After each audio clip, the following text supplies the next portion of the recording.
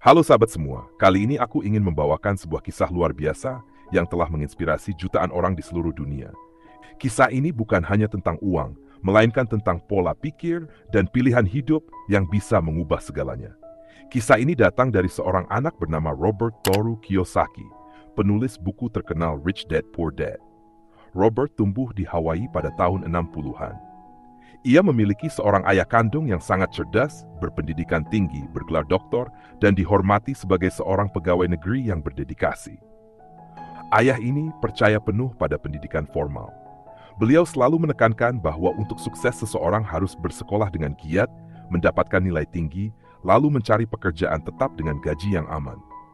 Menurutnya, pekerjaan yang stabil adalah jaminan hidup yang tenang. Namun kenyataan yang dilihat Robert berbeda. Walaupun ayahnya pintar dan dihormati, kehidupan keuangannya selalu penuh tekanan. Gaji bulanannya habis begitu saja untuk membayar rumah, cicilan, biaya sekolah anak, dan tagihan sehari-hari. Tak jarang, sang ayah harus berhutang atau merasa khawatir menghadapi kebutuhan mendadak. Di sisi lain, Robert juga sering bermain dengan sahabatnya yang bernama Mike. Ayah Mike adalah seorang pengusaha sukses, meskipun tidak pernah menyelesaikan pendidikan tinggi. Beliau tidak memiliki gelar akademis, tetapi cara pandangnya terhadap uang dan kehidupan sungguh berbeda. Ia memiliki bisnis, aset, dan investasi yang terus berkembang. Kehidupannya terlihat jauh lebih bebas dan makmur. Dari sinilah Robert seakan memiliki dua sosok ayah.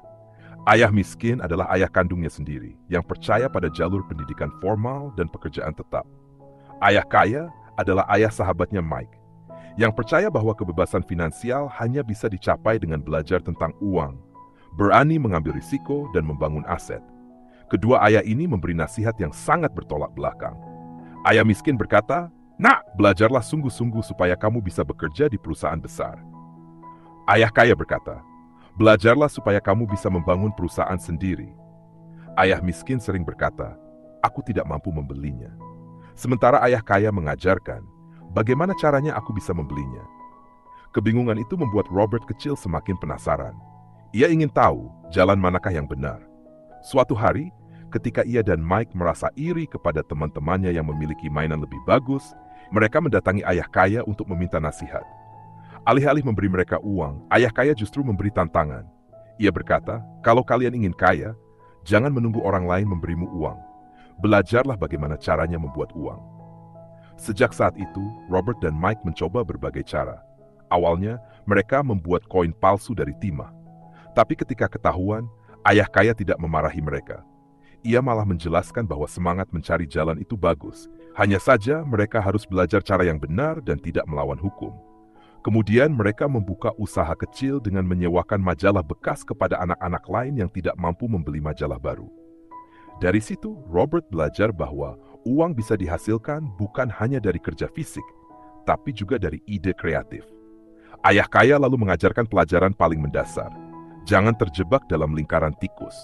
Lingkaran tikus adalah perlombaan tanpa ujung, di mana seseorang bekerja keras untuk mendapatkan gaji, lalu menghabiskan gaji itu untuk cicilan rumah, cicilan mobil, tagihan, dan kebutuhan sehari-hari. Setiap kali gaji naik, pengeluaran juga ikut naik. Akhirnya mereka bekerja semakin keras, tetapi tetap saja tidak pernah bebas. Hidup hanya berputar-putar tanpa jalan keluar. Rahasia orang kaya, kata ayah kaya, adalah mereka tidak bekerja hanya untuk uang. Mereka berusaha agar uanglah yang bekerja untuk mereka. Caranya adalah dengan membangun aset. Aset adalah segala sesuatu yang bisa memasukkan uang ke dalam kantong kita. Sedangkan kewajiban adalah sesuatu yang justru mengeluarkan uang dari kantong kita. Banyak orang terjebak karena tidak bisa membedakan antara aset dan kewajiban. Mereka sering mengira rumah pribadi adalah aset. Padahal jika rumah itu hanya ditempati sendiri dan membutuhkan cicilan panjang, pajak, serta biaya perawatan, sebenarnya itu kewajiban. Mobil baru pun sering dianggap aset. Padahal setiap bulan membutuhkan biaya bensin, servis, asuransi, dan nilainya turun terus. Sebaliknya, rumah yang disewakan dan memberikan uang sewa adalah aset. Saham yang memberi dividen, bisnis yang menghasilkan keuntungan, atau hak cipta karya yang memberikan royalti adalah aset. Pelajaran sederhana ini membuka mata Robert. Ia mulai melihat bahwa banyak orang justru bekerja keras untuk membeli kewajiban, bukan aset. Mereka menghabiskan gaji untuk gaya hidup, bukan untuk membangun pondasi keuangan. Akibatnya, meskipun penghasilan meningkat, mereka tetap terjebak dalam lingkaran tikus. Ayah kaya berkata, gunakan penghasilanmu untuk membeli aset terlebih dahulu. Biarkan aset itu yang membiayai gaya hidupmu. Dengan kata lain, jangan membeli mobil mewah dari gaji, tapi belilah dari hasil aset. Dengan begitu, kita membangun arus kas positif. Robert pun semakin belajar dari pengalaman nyata. Ia menyadari bahwa pengetahuan saja tidak cukup, harus ada tindakan. Ayah kaya mendorongnya untuk berani mencoba, berani gagal, dan berani menghadapi penolakan. Salah satu momen penting dalam hidup Robert adalah ketika ia bekerja di perusahaan Xerox. Di sana ia belajar menjual. Awalnya ia sering ditolak dan merasa malu, tapi lama-lama ia terbiasa. Dari pengalaman itu, ia belajar bahwa kemampuan menjual adalah keterampilan penting yang harus dimiliki siapapun yang ingin berhasil. Tidak peduli seberapa pintar seseorang, jika tidak bisa menjual ide atau produk, maka ia akan kesulitan membuka jalan. Ayah kaya juga mengajarkan tentang pentingnya literasi keuangan. Literasi keuangan berarti menguasai 4 pilar utama: memahami laporan keuangan, menguasai investasi, memahami hukum pajak, dan menguasai pasar. Orang miskin dan kelas menengah seringkali hanya menguasai keterampilan teknis untuk pekerjaan mereka, tetapi tidak menguasai keterampilan keuangan. Padahal, itulah kunci yang membedakan orang kaya dengan yang lainnya. Pelajaran lain yang tidak kalah penting adalah tentang pajak. Orang miskin dan kelas menengah biasanya membayar pajak paling besar karena penghasilan mereka berasal dari gaji. Sementara orang kaya memiliki bisnis dan aset yang memungkinkan mereka mengatur arus uang dengan lebih cerdas. Mereka tahu cara menggunakan hukum yang ada untuk melindungi kekayaan mereka. Inilah sebabnya mengapa pengetahuan lebih berharga daripada uang itu sendiri. Uang bisa hilang, tapi pengetahuan akan selalu menghasilkan kekayaan baru. Robert juga diajarkan untuk tidak takut gagal. Kegagalan adalah bagian dari proses belajar. Ayah kaya berkata, sekolah formal memberimu nilai dan ijazah, tetapi kehidupan nyata memberimu kegagalan. Jika kau bisa belajar dari kegagalan, maka setiap kerugian adalah investasi berharga. Robert sendiri pernah bangkrut dalam beberapa usahanya, tetapi ia tidak berhenti. Justru dari kegagalan itulah ia menemukan strategi yang lebih baik. Perbedaan terbesar antara orang miskin, kelas menengah, dan orang kaya terletak pada cara berpikir. Orang miskin sering berkata, "Aku tidak mampu membelinya."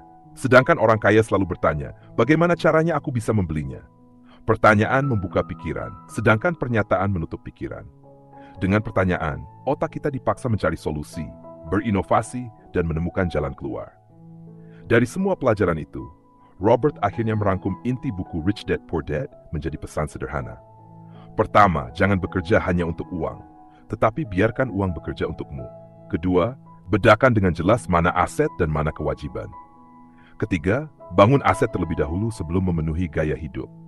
Keempat, jangan takut gagal, karena kegagalan adalah bagian dari perjalanan menuju sukses. Kelima, tingkatkan literasi keuanganmu, karena pengetahuan adalah aset terbesar yang tidak bisa diambil siapapun.